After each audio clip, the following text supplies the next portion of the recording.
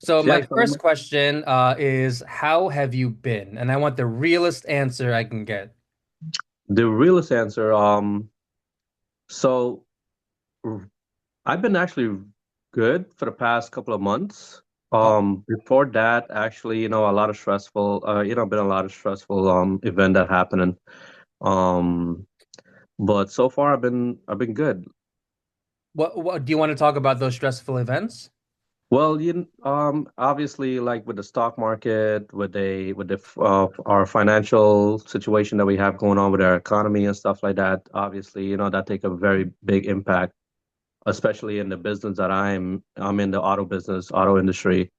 So, that's affected me greatly right now. So it sounds like most of your stress is financial. Yes. And it sounds like the market affects your job a lot. Yes, basically, yes. Same with, same thing with real estate, and this is why it's so hard being an entrepreneur. Because would you consider yourself an entrepreneur?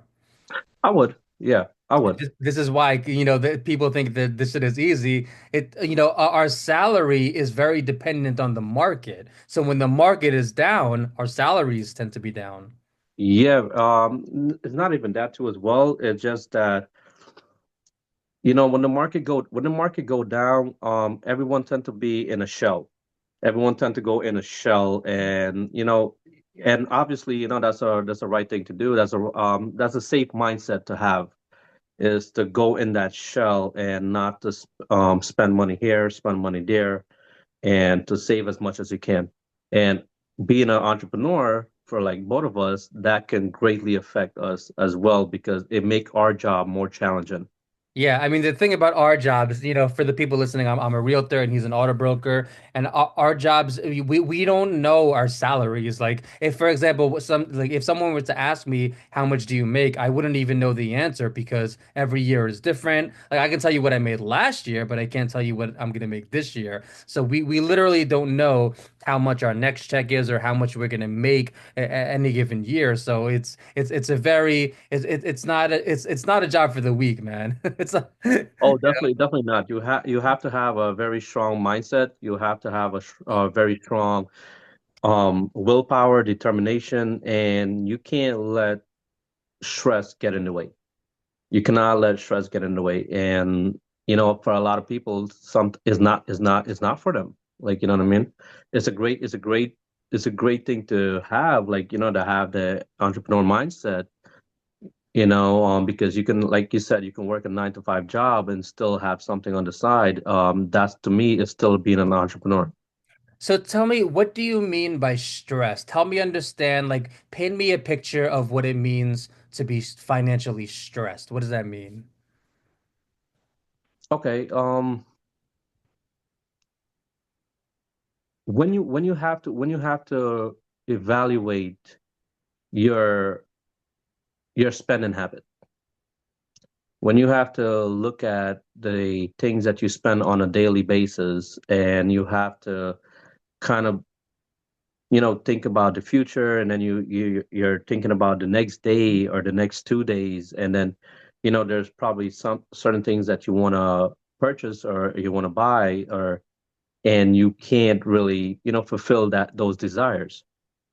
So now you have to, you kind of feeling that stress, feeling that the heavy load on you, on your, like, on your mind and your body and everything like that. So, those are the type of stress that I was dealing with. Yes. Yeah, I saw a meme yesterday. It said something like, sometimes I swipe my card and I don't even know if it's gonna get approved. And I've been there before, and Yeah. it's a really crappy place to be. And this is why, like, I was just thinking about this yesterday. It's a pet peeve of mine when people, especially celebrities, say that money doesn't bring happiness. Because from my experience, money relieves so much stress and Yeah. anxiety, right? Yeah. I actually, couple months back, I actually had that same exact thought. I was reading a book, and the same thing the guy said in the book. It said that money bring you happiness. Don't listen to people who say, "Oh, money does not bring you happiness." Like, when you have money, you have a lot more less stress in your life. Obviously there are going to be some other stressful events that financial that you can solve financially. You know, some medical problems or, you know, some family issue or whatever the case might be, those are all lead to stress too as well. But when you have the finance behind you and backing you, it tend to it tend to relieve you on a certain part, certain aspect of it. Right. I mean, even though it doesn't fix all problems, it certainly fixes a lot of problems. And when you're feeling down and you have money, you have more options. You can go on vacation, you can see a top-notch therapist, you can go for a ride in your nice car. So I feel like when you have more money, it gives you more options and more different ways to heal. And I think that a lot of people who say that, a lot of those people tend to have mental illnesses, like Jim Carrey, for example. Mhm. As much as I love the guy, and a lot of them, and not maybe not him, but a lot of other people just tend to be bad with their money and they don't know how to spend it. Yeah, they're not financially responsible. There are a lot of celebrities and athletes who go broke because they got all this money, but they're not financially responsible. Yeah, and even like those for instance too, like lottery winners, like you know people who win the lottos and stuff like that. They're not financially educated and they're not financially responsible. So what they tend to do is, as soon as they have a lump sum of money, They blow it. um, you know, they kind of fulfill all the desire that they had as a kid and as growing up, and they're like, oh my God, like you know, I can buy this, I can buy a house, I can buy a car. You know, I can go on this vacation, I can go on my, you know, dream vacation or whatever the case might be. And then by one, two, three, the money disappear, you know, and then That's they, crazy. and then they're used to this lifestyle for the past couple of months or the past year or past 2 years. And then when the money run out and the money dried up, you know, that lifestyle that they used to, that's what I feel like bring them down, bring the whole bunch of stress to them. And, you know, they just go down from there. I could not see myself winning the lottery and running out of money. I couldn't see that. God, the thing about me is like, yeah, I would buy a house and maybe a new car eventually. I'm not super into cars, but I mean, even if I didn't invest, right? Say I won like $100 million. Even if Mm. I didn't invest the money, I still couldn't see myself spending $100 million in a lifetime. Like that's crazy to me. You know what some of the issue is too as well. Yeah, like you have $100 million, but you know, let's just be real about it, right? You just win the lottery. Your family know that you just win the lottery, right? People, your friends, your friend group, or your circle, or whatever case might be, know you know that you win the lottery.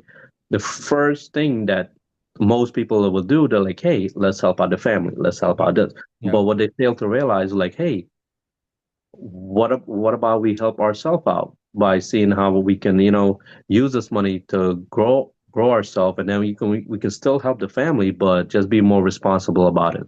So that's like having $100 million. If you're helping, you know, X, Y, and Z, you know, and then you are helping their family or whatever the case might be, and you're helping friends, and then you have to help yourself, and you're taking yourself on vacation, to buying yourself a house, buying yourself a car. That money tend to go fast, man. Yeah, I mean. I feel like it does go fast, but again, like I feel like I don't see myself just spending the whole 100 mil. Like I would be very, very calculating, and maybe I'm like patting myself on the back right now, but like No, but that's a good mindset to have though. Like, you know, you're aware, you're aware you probably have some, like, you know, you're a real estate agent. Like we said, we don't work the 9 to 5 job. We don't have that luxury of like, hey, if we don't go to work for this week, if we don't make a sale this week or make a sale this month, that we still gonna get paid. right. You know, so when it comes to us, we probably have a different mindset from the regular say the regular people who have the 9 to 5 job. I don't want to use the word regular, but I want to say, you know, just say the 9 to 5 job type of people, you know, where they feel like the money coming in and they don't really have to worry about, you know, not making a sale, not making a close a deal or whatever the case might be. Right, because like I said, our salary is based on sales, so we don't Yeah. even know what the hell our next check is going to look like. Like we can only predict that. But besides money, how else how is your life besides money?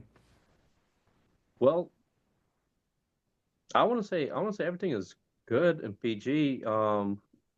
Everything else that I have to deal with, I kind of dealt with it, Mm. and it just you just have to dig deep in yourself, man. You just have to dig deep within yourself. You cannot rely on people to, come there and hold your hand and pull you out of the hole or whatever the case might be. Whatever problem that I face, like financially, probably emotionally, you know, spiritually, even family issues and stuff like that. Like everything else, you just have to kind of look within yourself and figure out what the problem is and just better yourself. So I noticed that you mentioned the word spiritual. Are you a spiritual person? Very spiritual, yeah. So, this is why I love speaking to spiritual people because I'm not super spiritual myself and I really like to understand like their perspective. So, first of all, help me understand what you mean by spiritual. What does that mean? So spiritual for me is more like inner peace, being one with yourself, knowing your inner thought and your inner belief, your inner desire and your inner focus. More of like within yourself, like heighten your awareness, like heighten your sense of what's going on around you and stuff like that. So, what I'm hearing is that you're introspective. Basically, yes. It's because I definitely consider myself introspective. The way that I always define spiritual is maybe believing in things that contradict science and that transcend science. Like I'm a pretty like science-based person. I am very introspective for sure, Mhm. but that doesn't contradict science. So Yeah. I guess the question is, do you have beliefs that maybe contradict science? Well, yeah. I do believe in like so I am Hindu, Hmm. right? And one of our Hindu practices meditation. So, meditation actually there's been a study with a bunch of Buddhist monks Hmm. and with the brain wave and everything like that. And there was a study I can't really remember exactly where the study was, but I heard about it. I don't quote me on this. I don't know if it's a false study, but I heard about it. But the story goes that there was a couple of Buddhist monks and the scientists from some university. They let them meditate, and what they saw was the Buddhist monk actually used more than half of their brain power. Wow. So more than half of their brain is being activated, and that's very very impressive because what I know, we only use like a very few percent of our brain abilities. So from doing only meditation, just help your brain, I guess, perform better. Yeah, so there was this what is this myth, I guess you could say, that someone created a long time ago that we only use 10% of our brain, and Yeah. that actually was debunked by neuroscientists a few years ago. And what they said was that we actually use all of our brain, but not to its fullest capacity. Like for example, like we use every part of the brain, but only a little bit. But the Mhm. 10% was actually debunked. But I do want to talk about meditation though, because um, I personally don't meditate, but do you know who Dr. K is? Dr. Kano. So he's a psychiatrist on YouTube, and he talks a Okay. lot about meditation and Buddhism and monks, and Mhm. 'cause he actually trained to be a monk for 7 years, and he talks a lot about meditation. So you said you meditate. How often do you meditate? Well, for the past couple of months, I was doing it regularly on a daily basis. Hmm. Just recently, I took a little step back. Obviously, I didn't have the time that I normally had for the past couple of months, so I had to take a step back from it a little bit. But I try to do it at least once a day, and if I can't do it once a day, whenever I do have the time, I would just take 30 minutes for myself and just sit in a quiet place and just have that the soothing music going and just breathe, control my breathing and just do my meditation. What do you think about while you meditate? Well, that's the funny thing is because when you meditate, you're supposed to clear your head, clear your Mhm. thoughts, and you're just focusing on your breathing and your control. And I use a YouTube channel to help me do my meditation, and it's basically like a guide. And so basically, I'm listening to the guide of like how to do the proper meditation, the breathing exercise, and stuff like that. And that's what actually for the past couple of months I told you. I don't know if like yeah, I did told you like for the past couple of months, like I just felt great. Like it doesn't matter what stress comes my way. It doesn't matter what problems come to my way or whatever the case might be, man. It just I don't really stress about it. So what does it do? Does it what does it relieve your anxiety? What does the meditation do? For me, I feel like it's relieve the anxiety one, and it just channel new energy into you, like new energy. You just channel new energy, take out the bad energy that you have, and just channel new energy.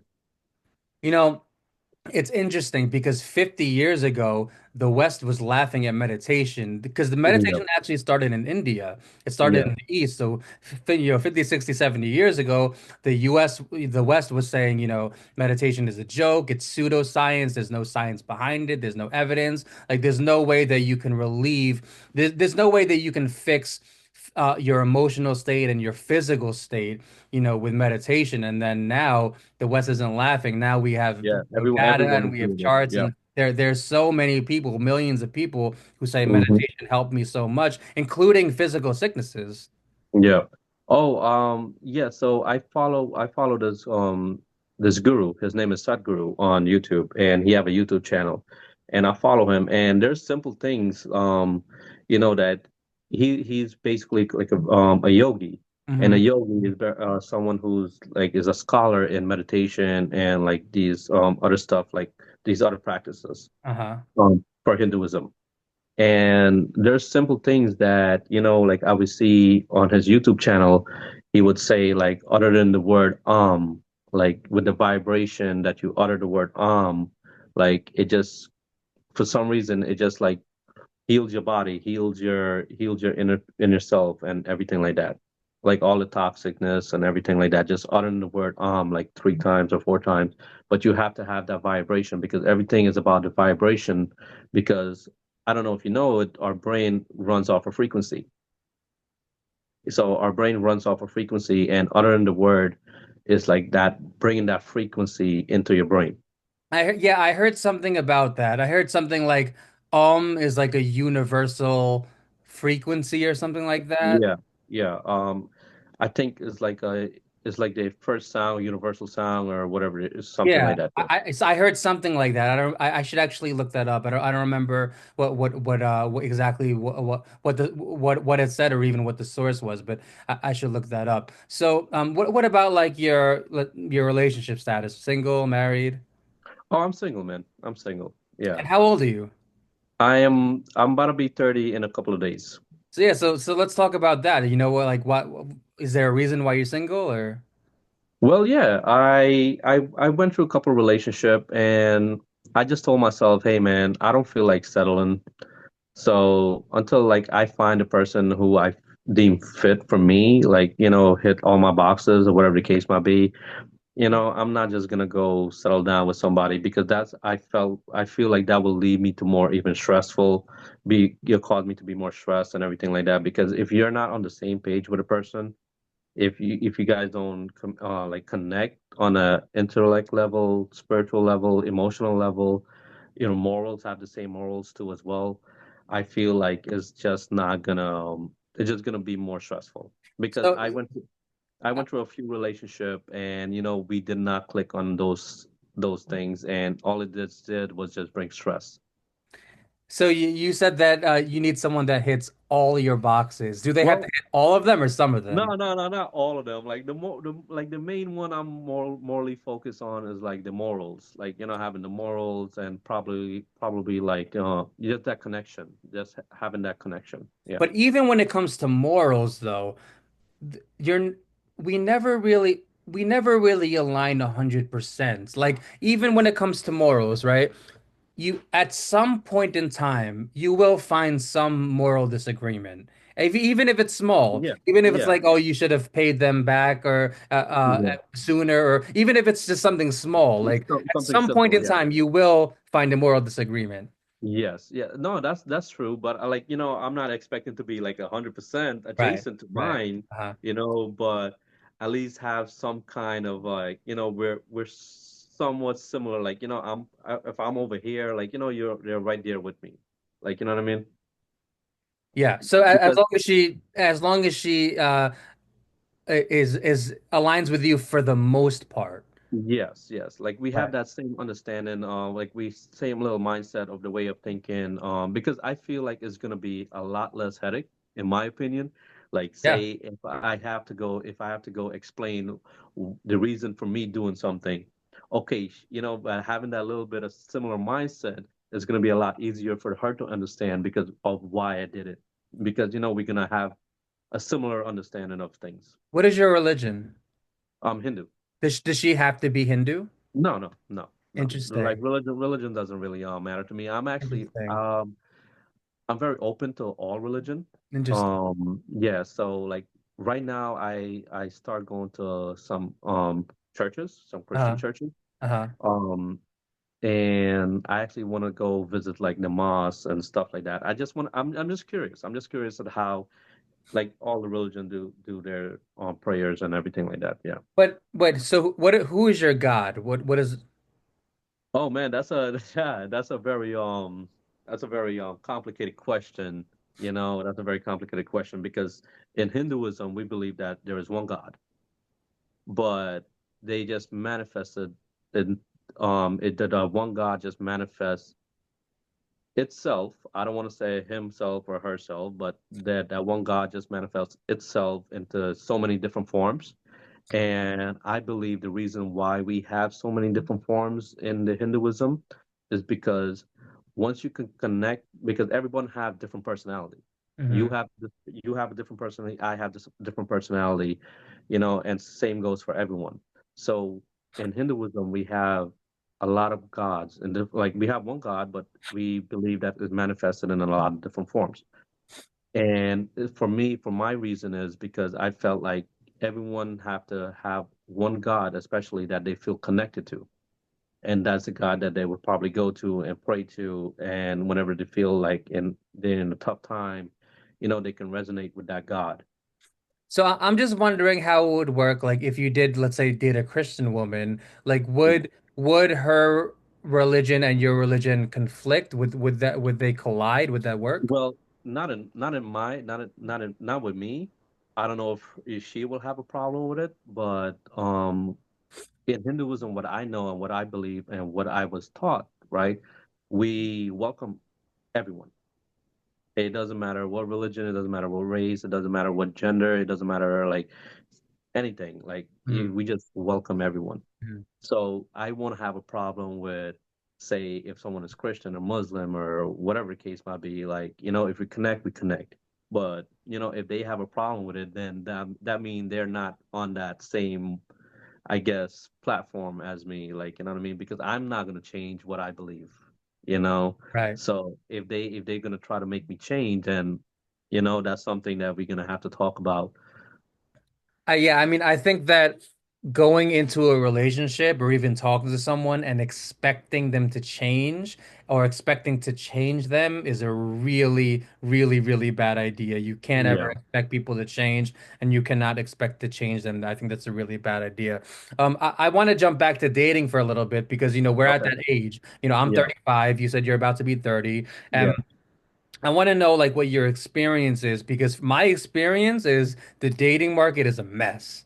Like Oh, it is. It it's a is. mess. It So I is, want man. to know what your experience is. Like, do you agree with that? Yeah, and it was very so, in my earlier 20s, my mid 20s and stuff like that. It going around and, meeting people, dating people, it caused a lot of bit of a trust issue within myself. The reason why, because not everyone that you find will be honest with you.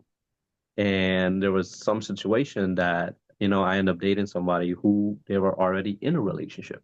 Really? So, yeah, and not just one time, a few times that actually happened to me. And I'm like, I was just like, whoa, like, and so that caused a little bit of trust issue in my heart because I'm like, if so many people is doing it, it's just like, can I really trust that person?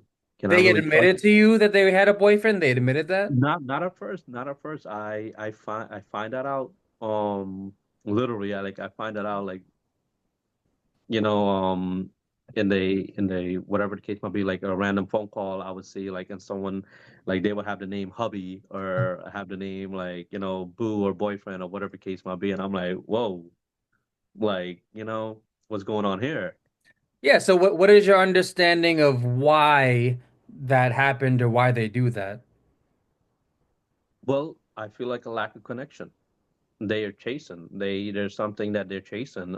Something that their other significant other is not probably like providing, or the significant other is probably lacking, and they're probably just like looking somewhere else for it.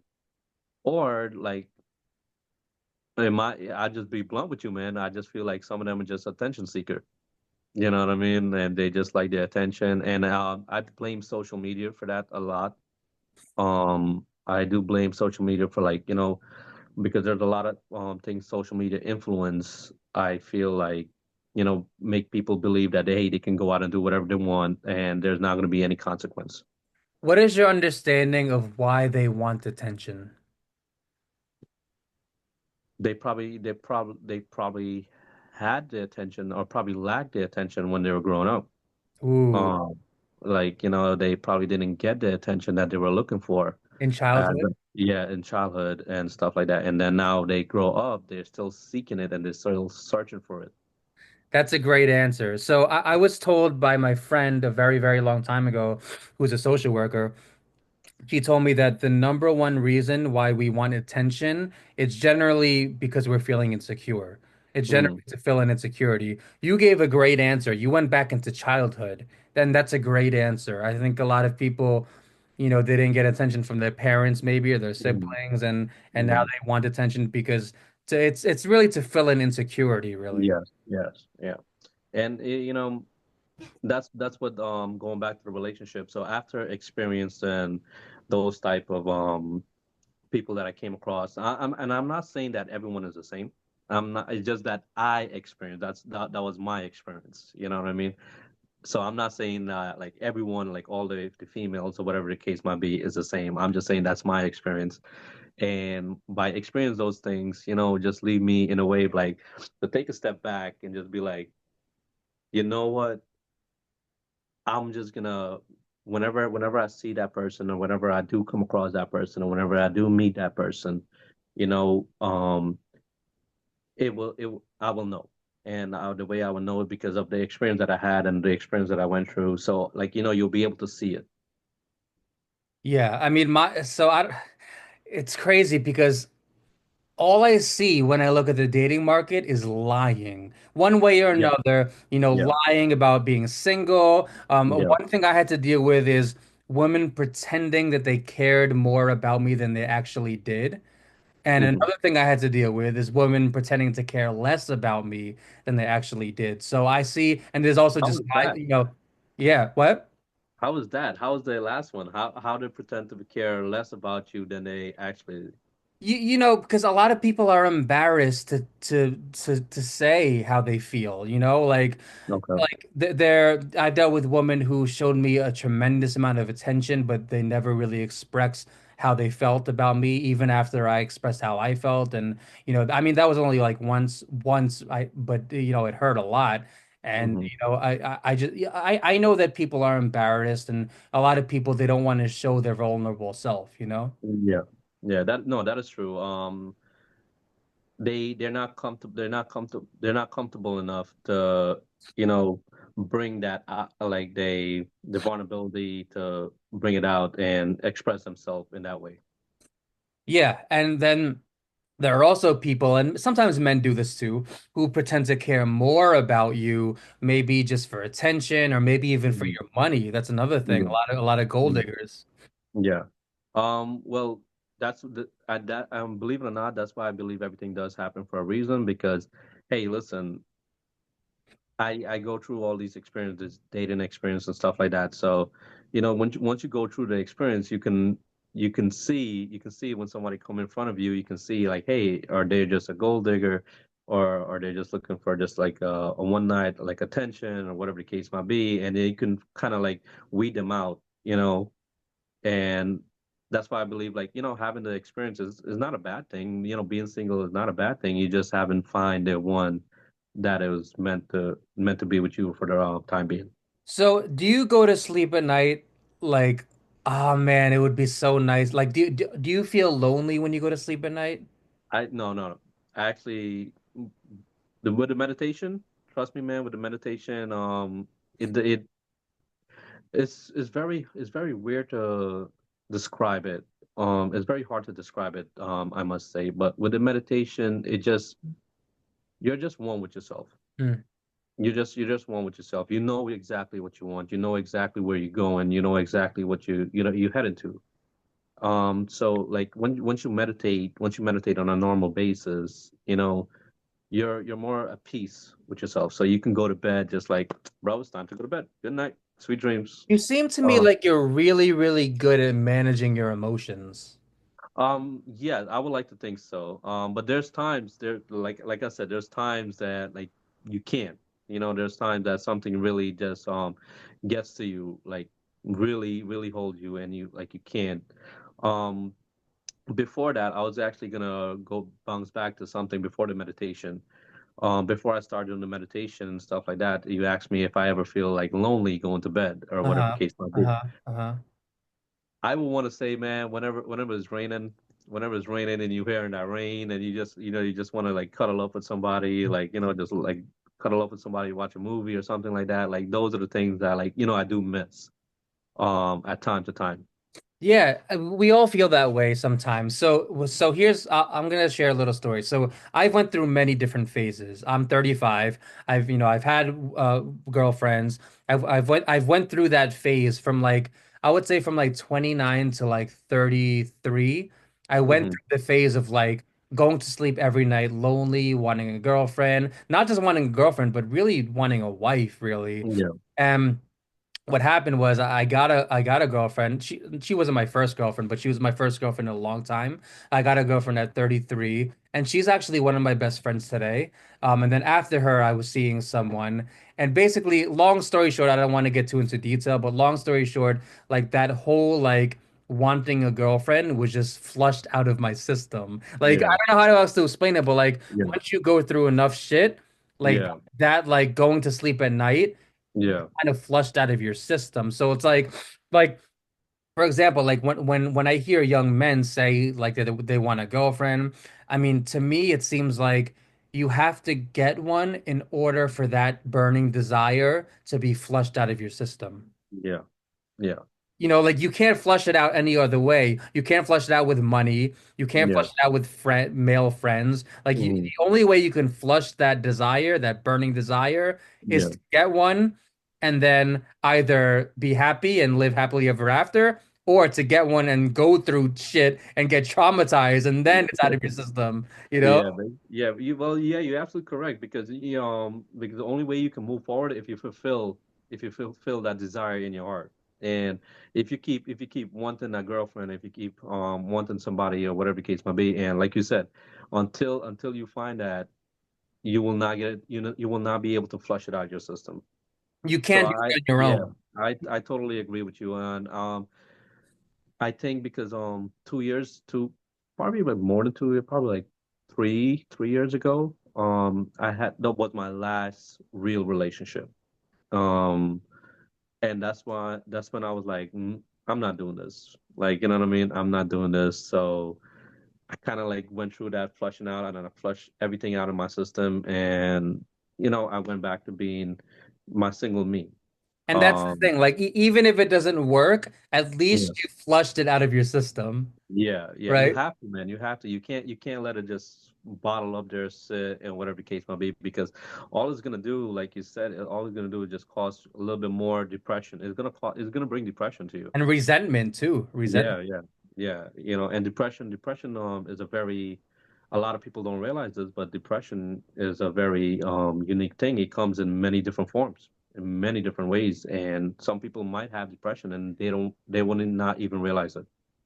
That's interesting. So let's talk about that. People who don't realize they're depressed. Was that ever you at one point? Oh yes, yes, that was me. I feel like being in the relationship, like I was talking about, like my last relationship, even so towards the ending of it, I guess from the middle of it towards the end, all the way after the breakup, probably like a couple months or probably even a year after, you know, be dealing with that depression, I didn't even know I was like probably depressed or whatever What the were you case might depressed be. about?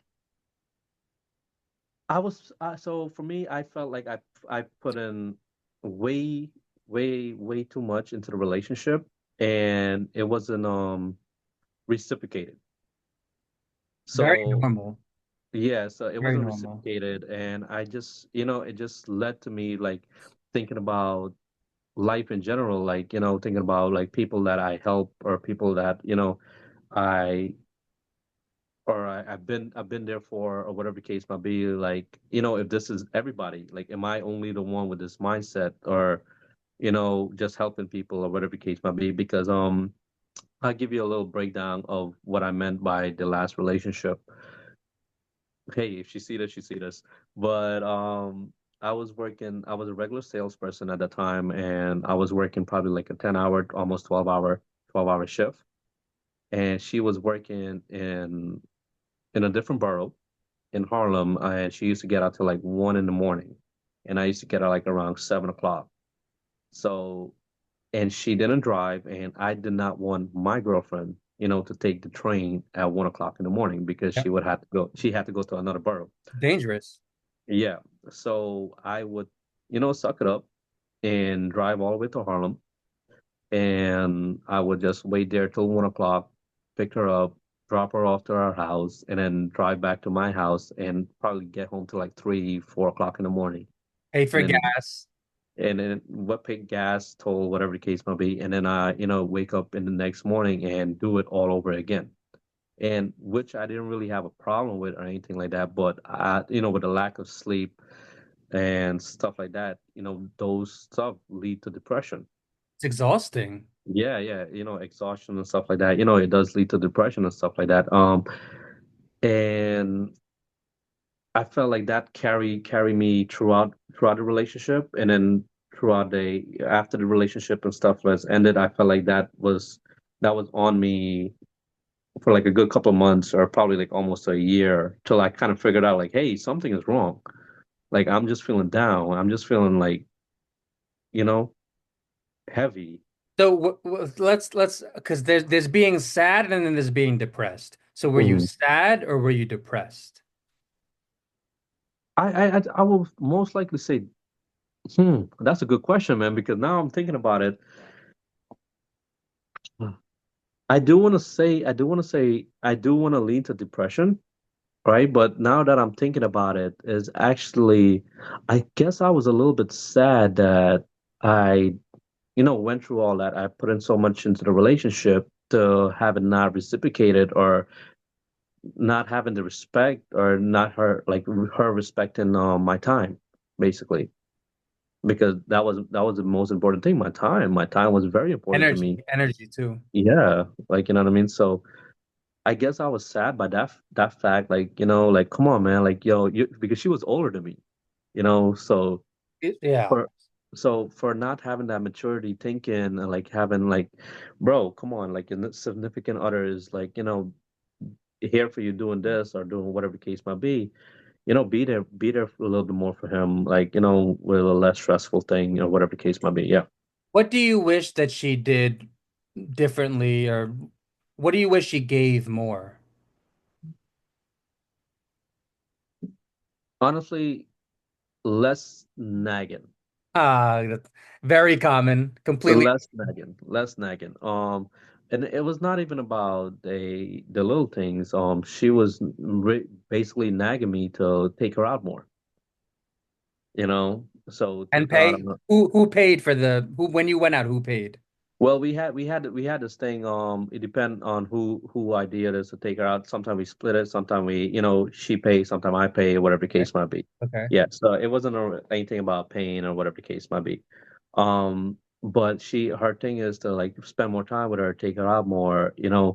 And so my thing is like, hey, babe, like I'm picking you up every day, and then even after when I drop you off, we still spending a couple hours before I go home. Like, and this was an everyday thing. So like when am I gonna have just a little bit time for me to just relax? Or when am I gonna have a little bit time for me to just, recuperate or whatever the case might be? And I felt like if she was a little bit more understanding of like, hey, don't nag on me so much for us to go out or spend more time together and just like, like, give me like like a day or a couple hours to just like, recuperate and like get a hold of myself. I feel like that would have been a little bit better. To recharge. Yeah, to recharge basically, yes. Did you communicate that with her? Oh yes. Even when we went on vacation one time too as well to California, and I was still doing the same thing. I was still working the 12-hour shift, picking her up, whatever case might be. And we went on vacation for like a good couple of days in California.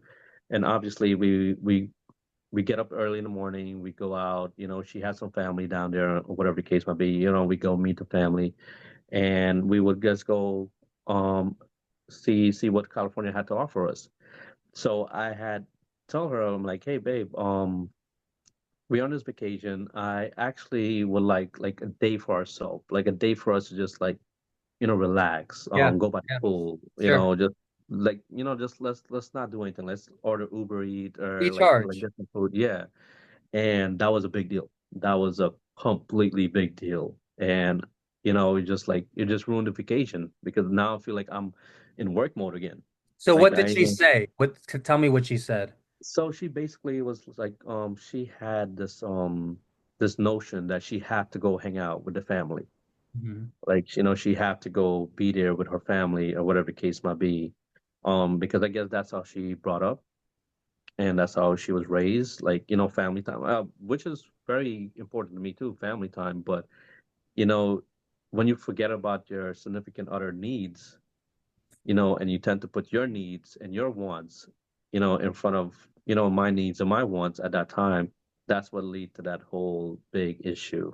So what Because type she of wants, things would she say? Like like, you oh, like because it was so long ago, I can't remember exactly word for okay. word, Okay. but basically, like she was saying, like what would my mom say that, hey, I'm not hanging out with, this cousin or that cousin or whatever the case might be, because, she had told her mom that, she's gonna go spend some time with this family member or whatever the case might be. So her notion was, what will my mom say?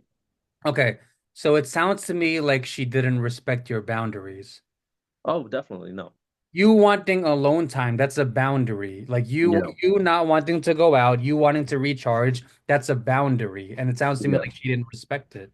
No, absolutely no. Yes, I totally agree with that. Yes, And but one thing I learned is when someone doesn't respect your boundaries, you just leave them. Like yes, like obviously this communication. I don't mhm, want to just say leave them right away, but yeah. after a while, after you can only try so much. You know what I'm saying? Oh yeah, and I remember, and I hate to do this too as well. I hate to break up over the phone. I hate to break up, like, not like, I'd rather do it in person.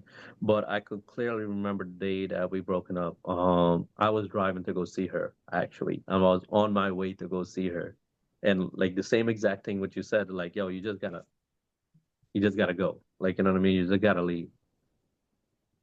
I We were arguing about something very personal or whatever the case might be, but we just had that argument, and I was on my way to go see her, and it just hit me. I'm like, I can't do this.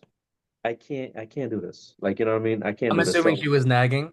yeah, nagging, fighting, bickering, or whatever the case might be, but I was like, I can't do this, man. And I exit out the highway. I turn back around. and I'm going home. I'm driving home. She's What did like, you why are you say? going? How did you break up? What did you say? I was like, she was like, oh, why are you going home? I'm like, yo, I'm done with this. I'm done with this. I can't deal with this no more. I feel like we're two different people. You have to go find what you're looking for, and I'm just gonna have to go find what I'm looking for. And that was it, man. Yeah, I Obviously, mean, obviously, with relationship, it never end there. It never end there. Like, there would be calls here and there, texts here and there. We probably met up like probably like two or three times after that, but that was the end of it. Yeah. yeah, I mean, so it sounds to me like you put in a lot in the relationship, that you sacrificed a lot of money, time, and energy, that you reached the point of exhaustion and you needed to recharge, but she didn't really respect that. And she didn't respect your boundaries, and she didn't respect your need to recharge. Yeah, basically, yeah. Exactly, man. 100%. Yeah. And I And felt like going back to the whole depression thing, I felt that to me, that caused a little bit depression too, because now you're wondering like, hey, is there something wrong with me? Like, is it something that I'm doing? Is like something wrong with me or whatever the case might be? Make me or like, rethink everything that I know about myself. and And go ahead, go yeah, ahead. and that that can lead to like you feeling depressed, you feeling down, you don't want to get up and like do things, or you probably don't want to put that same amount of effort that you normally do in a certain things or whatever the case might be. So it sounds like you had some growing self-doubt, Yes. and you probably started questioning, like, am I even a good boyfriend? At one particular time, yes. Yes. At one particular time, yes, I did. Yeah, and I mean, as far as I know, it sounds like you put in way more. And obviously, there are two sides to every story, Oh but no, no, yeah. There's no actually there's three sides to every story. There's my side, there's her side, and there's the truth. There's well, the truth. what I would guess that she would say is, oh, he didn't put enough energy, and he didn't respect my wishes. That's probably what she would say. Well, the only wishes that she probably will really have is basically taking her out more on dates. Like that was her main thing. Like she wanted to go out a lot more on dates. And you were And which, tired. not even that, which we did had agreement that, hey, on Sundays we can go out for a brunch, we can go out for dinner, or whatever case might be on Sundays, because I didn't really work on Sundays. But I'm a big football fan, right? So whenever football is on or whenever it's football Sunday, I would try to schedule the brunch, before the game start or Okay. whatever the case might be. Okay. And there's times that, like, she would not wake up or she would stay in the bed, and then the time now just get relapsed, and then that would cause some friction in me because I'm just there. I'm like, hey, I want to go keep up with the game. I want to watch a game. I want because I'm big in football, so I have like a couple of different fantasy team. So having a fantasy team, like you have to pay attention to exactly what's happening, who's injured, whatever the case might be. Right, right. So and that was my fun. So there's times like when football season would happen, she would be like, "Oh, you're only paying attention to football or whatever the case might be," and I'm like, "Bro, it's one day, is Sunday. You know what I mean? It's Sunday." So that I can see her side when she was like, "Oh, you're not paying attention to me," but I tried to do brunch, but since you're not waking up, since it's being late for you or whatever the case might be, now we have to go do dinner or do a late lunch or whatever the case might be, and that will, I'm there on my phone trying to like bing, whatever the case might be, and then that can cause another little something too between us. She felt like you were prioritizing football over her. Basically, yeah, yeah. And you still met after the game. You still met after. Well, after lunch or no, so after lunch or whatever the case may be, I'm not gonna be too like I'm gonna just speak the truth because that's what we're here for. We're here to just talk the truth. Like after lunch, whatever the case might be, like I will drop her home and then I will go home back and see the ending of the last couple of games or whatever the case might be. So it's not always like I spend time with her afterwards, but the coming Monday or whatever the case might be, we'd be spending time because guess what I would do? I would go all the way to her job, pick her up, drop her home, and then spend some time before I go home. So it's not to me, she blamed it on us spending time, but for me, she wanted to go out more. She wanted to do stuff for the grams, to have this picture, have that picture, like, those type of things that she wanted to do. Like, Go ahead, go ahead. yeah, so at the end, I didn't feel like, does she really want to do it with me though? Like, you know what I mean? Like, she just wanted somebody to do stuff with. Ooh, so you're saying it's not, you're saying that she didn't want you in particular, she just Yeah, wanted because someone. yeah, because if we're spending time, because when you think about it, like if we're spending time, we spend time like on a daily basis, like a couple hours and being on the phone and stuff like that. Mhm. But now you're still fighting for us to go out more, right? So it's not about spending the time at this point because we have the time. We spend the time. Probably I'm looking at it wrong too. Probably there's different perspective, but we're spending. So to me, I'm like we're spending this time, but your main objection is for us to go out more so you can take more pictures for the gram, take more pictures for the Snapchat or whatever the case might be, so you can post it up for other people to see that you have a life or you have a relationship type of thing, So type of behavior. here's what I'm getting. Number one, she's way more clingy than you.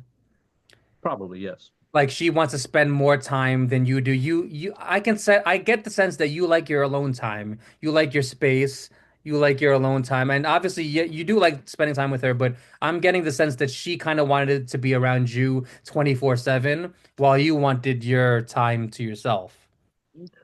Oh yes. Definitely there's times like I do one for myself or not even for myself too as well, just for us to stop.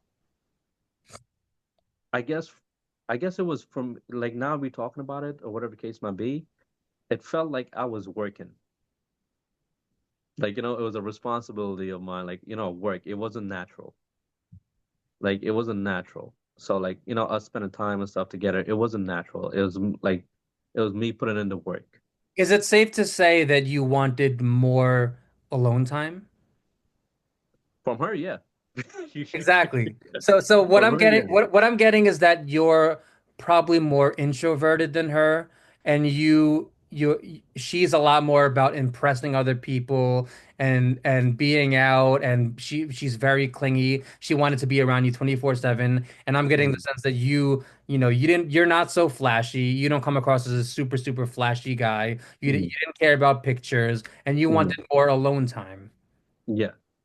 Because when I said from her, yes, I wanted my alone time because I did briefly I was in a not a relationship, but I was talking to somebody for a very long time after her, and I couldn't get enough of this girl. Like, you know what I mean? I couldn't get enough of her. Like, I didn't really care about my alone time. I didn't really care about having a alone time or whatever the case might be. But that's a very complicated situation. So I'm not gonna get more into that. Oh, so Yeah. you want to brush over that? Yeah, yeah, we can rush over that. Okay, Yeah, okay, no I'm problem. not. Yeah, I'm not gonna get more into that one.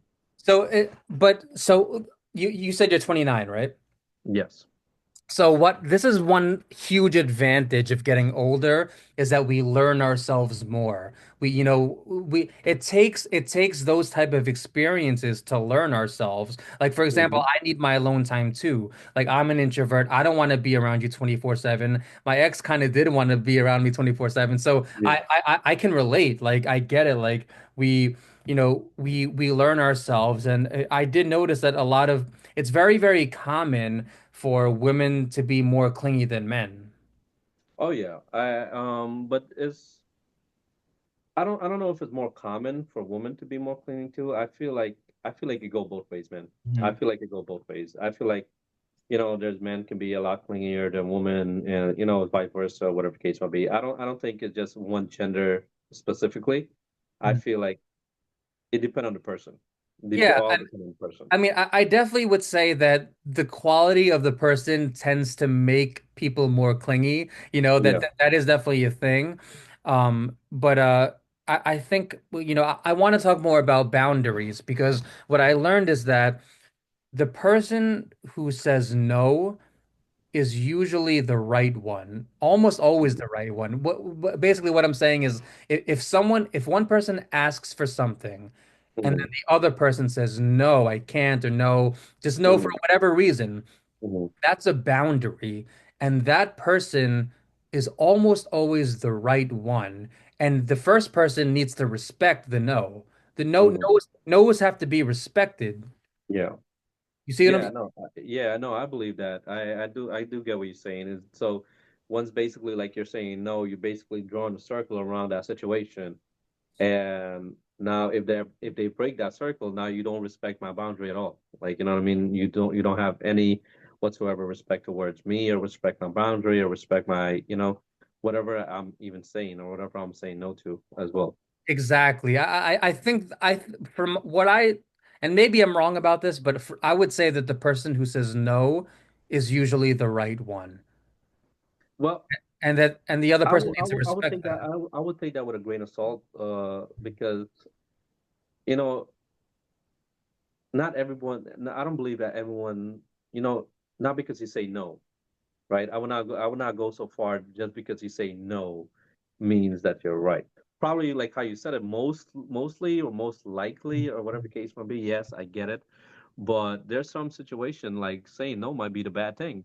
If You it's know, something terrible, if it's something yeah, like so, saying no is might be the bad thing. So I guess depend on the concept or whatever you say no to.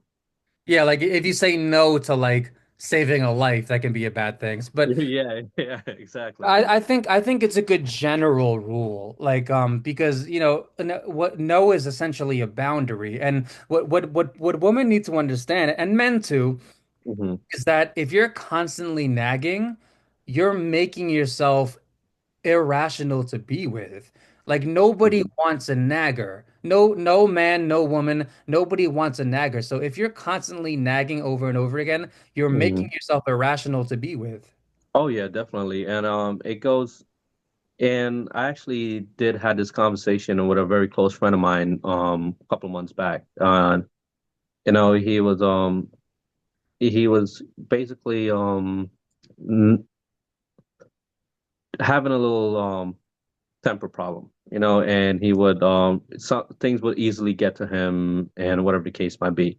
And I had a brief conversation with him and I told him, "Hey, every time that you yell and every time that you react to something and you keep reacting to something and you're yelling in a way, right? People are going to take you less seriously after that because you keep doing it.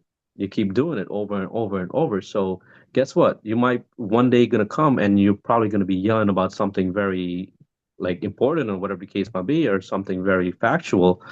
But with the past of, with it being in the past of you yelling and your behavior in the past of you constantly yelling, people are going to tend to take you less seriously. So say like if you're yelling like, "Hey, don't do that, that's wrong," right? Or whatever the case might be. Now somebody who's probably doing the same thing, they're probably gonna be like, "Man, he doesn't, he's always like this. He always yell about everything," or whatever the case might be. Can you give me a story or an example of what made of time he yelled? I cannot. It's it's a very personal thing to him or to me or whatever the case might be. But I can probably I can shed some light, or Okay. Sure. I can probably do say one thing. Uh, Um, like him and his significant other. I'm giving this example, right? Him and his significant other, they got into an argument, and he started yelling. He started yelling out of nowhere while he was being wrong. In my opinion, he was wrong, right? And even the significant other knew that he was wrong, whatever the case might be. And that was the base of our conversation that we had. sure. Because he came to me, he vent and whatever the case might be, and I'm the type of person, I give it to you straight. I give it to you 100%, not because you're my friend and not because you're, whatever the case might be. If you're coming to me and you're asking me for my opinion, I will give it to you 100% because I believe that me being 100 and real with you will actually better help you fix the problem or understand the problem more, Mhm. right? So him and his girlfriend got into an argument and he started yelling at her, because she was saying that what he did was wrong, and it's about road rage. Believe it or not, it's about road rage. It was I can honestly relate. about yeah, honestly it was about road rage, I and can I relate. guess I guess he did something on the road that could probably put both of their life in danger. Wow. Yeah, and I side with the girlfriend because when he was explaining to me, and I'm thinking back about it, I'm like, hey, that was the wrong move, bro. Like, but he was yelling and trying to he was yelling at her and trying to be right at the same time, like trying to prove his point. Ego. Yeah, he was trying to prove his point or whatever the case might be. And I guess that took a little downfall to, people around him, start to see like, hey, bro, you just have a little problem right now. Like, you know what I mean? You have a problem. You're yelling about everything, everything that sets you off. And like if his mom said something to him, it would set him off. If his, dad or sister, or even me, sometime, I would say something to him, it would set him off. And that's when we had the conversation, like, hey, you need to step back a little bit. You don't react to everything. You know, just to bite your tongue a little bit. Take a walk. You know, go for a drive. Do something instead of like constantly yelling and fighting and trying to prove your point. Are you still friends with him today? I would say yes. I would say yes, but we haven't had that much of communication like we used to. Okay, so here's the reason why I asked that question. The next time Mm, you talk or the next time you hang out, instead of just telling him to bite his tongue, help him figure out what made him that way. mm, Because something okay. made him that way. Yeah. Something made him that way. And I would say, because I would, you could even invite him. I would love to have him on my podcast, but I was honestly thinking about that when I was just like telling you about him. I was like, hey, bro, he'd probably be the best one for this. what I would do, if you, because I have friends like that, and what I do Mm, is I try to help them understand what made them that way. And yeah. as compassionately as possible, you have to be compassionate. And this is why, like, you when you said like you give it straightforward, like I have friends who are like that.